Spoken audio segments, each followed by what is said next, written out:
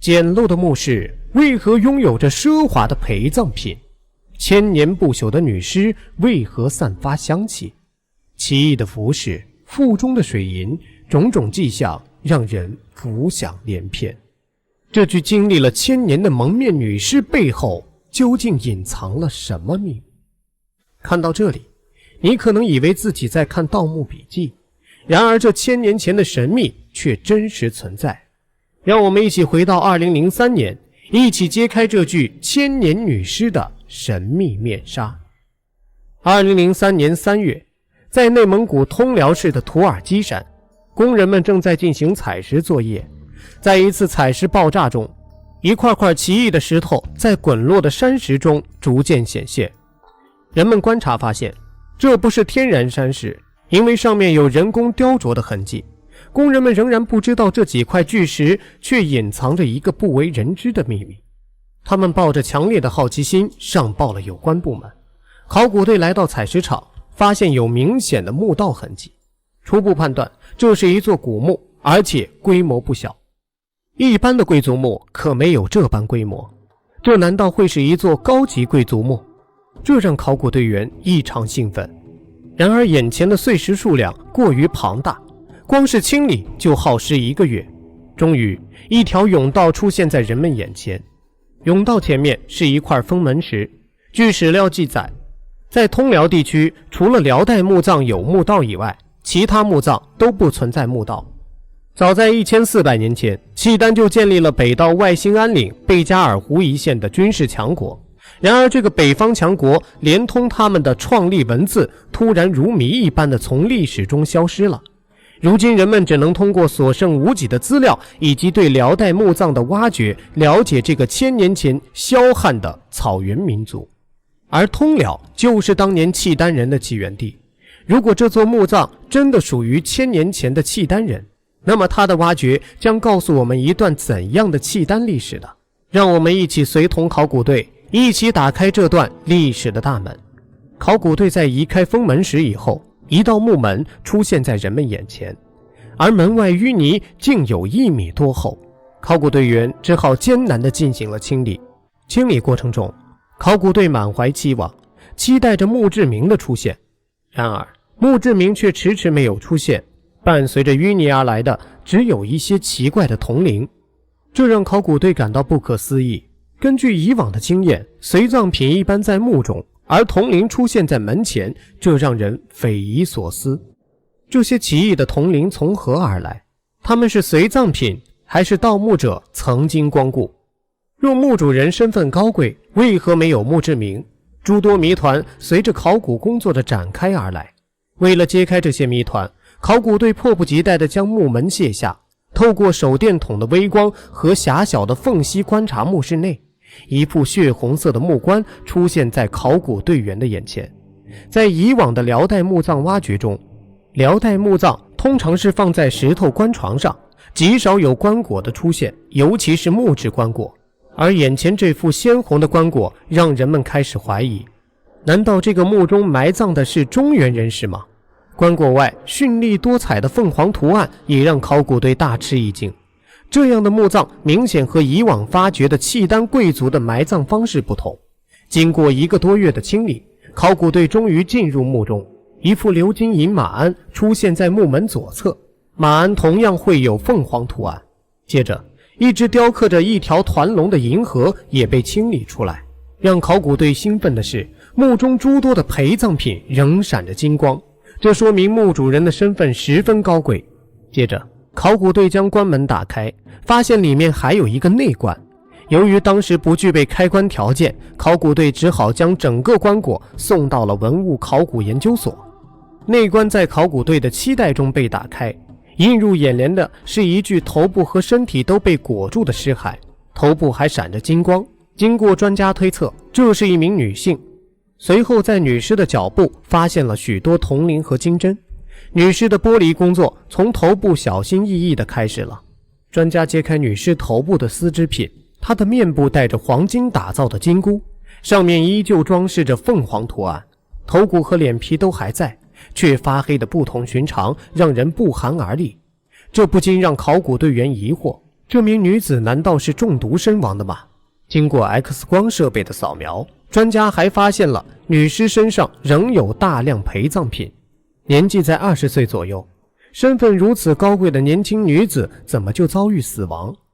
X 光下，专家还看到了一些神秘的斑点，女尸身上迷雾重重。为了揭开真相，专家继续进行衣物剥离工作，但是由于衣物已经接近腐朽，剥离工作开始变得困难，而且女尸身上竟然穿了11件衣服。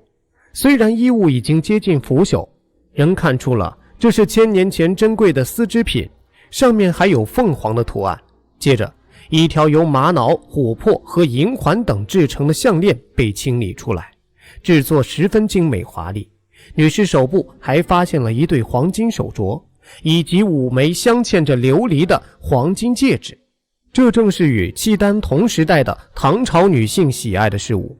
清理到脚部时，一些铜铃再次出现在女尸旁边，是一根类似鞭子的器物，上面还缠着一些小饰物。这些奢华的陪葬品再一次证明了墓主人的身份非同一般。剥离工作接近尾声时，一个惊人的发现让专家变得十分紧张。一滴亮闪闪的剧毒水银从女尸身上滑落，专家立刻停止了剥离工作，开始收集水银。水银遍布了女尸的头骨、衣物和棺板。此时专家注意到，女尸头骨保存完好，但是尸骨发黑就是因为水银的侵蚀。水银的出现也让专家认为墓主人可能是非正常死亡，这也让专家联想到了墓主人简陋的墓室与奢华的陪葬品形成了鲜明对比。如此简陋的墓葬是契丹贵族的墓葬吗？根据史料记载，辽代公主有16位。然而不论是皇室公主还是贵族女性，通常都是夫妻合葬墓，而墓中女子为何独自一人葬在这孤山中？专家通过分析推测，墓主人很可能是仓促下葬，体内的水银以及至今没有出现的墓志铭也将死因瞄向了被害身亡，而皇室被害当然也不会公诸于世，这样的推论相对合理。专家继续查阅资料，将目标锁定在了辽世宗的妹妹阿布里身上。阿布里受到守旧贵族的影响，曾经跟丈夫萧翰一起勾结诸王大臣，准备谋反。然而辽世宗察觉了妹妹的叛变，先发制人，将萧翰处死，接着将妹妹关进牢中。据史书记载，阿布里被关进狱中后不久就逝世了，死因不明。阿布里作为辽世宗唯一的妹妹，有着公主之尊，但因其犯了谋反大罪，后人已经不可能再为她精心修建墓室，于是阿布里只能被葬进仓促修建的墓室中。而那些华丽的随葬品是辽世宗为他准备的最后的礼物。至于与他没有血缘关系的萧翰直接参与了叛变，辽世宗自然不可能让他跟自己的妹妹合葬，因此阿布里和丈夫就死后劳燕分飞。尽管专家分析的非常有道理，但是由于缺少关键性证据，墓主人的身份依然扑朔迷离。此时专家突然想起，在草原深处一种古老的葬俗依然存留着，他们往死者体内灌水银，起到一种尸体保护作用。然而水银究竟是起到保护作用还是毒性作用，专家仍无法解释。因此考古队再次把目光转移到了墓主人的随葬品上，重新审视发掘工作中可能被忽略的细节。他们发现随葬品中的马具、鞭子以及腰带上的铜铃都是和乐舞有关的器物。难道墓主人从事和乐舞有关的职业吗？然而这丰富的随葬品绝不可能是一般的乐师。在草原的深处，至今还有人在信仰着一个叫萨满教的原始宗教。萨满教中的神职人员被称为萨满，契丹人同样信仰萨满教，他们称其为巫。难道墓主人是一位萨满巫师？专家把目光移到头箍上。据史料记载，契丹贵族在死后通常会戴着不同质地的面具，而这个纯金的头箍是否在暗示着人们这个女子有着特殊的身份？在查阅大量资料后，专家发现在辽史的公主表中记载，辽太祖耶律阿保机和皇后有一位名为智古的公主，她除了公主的身份，同时还是一位女萨满奥姑。智古有着和阿布里相似的身世，但是因为智古还有奥姑这一层身份，所以才会有大量的随葬品。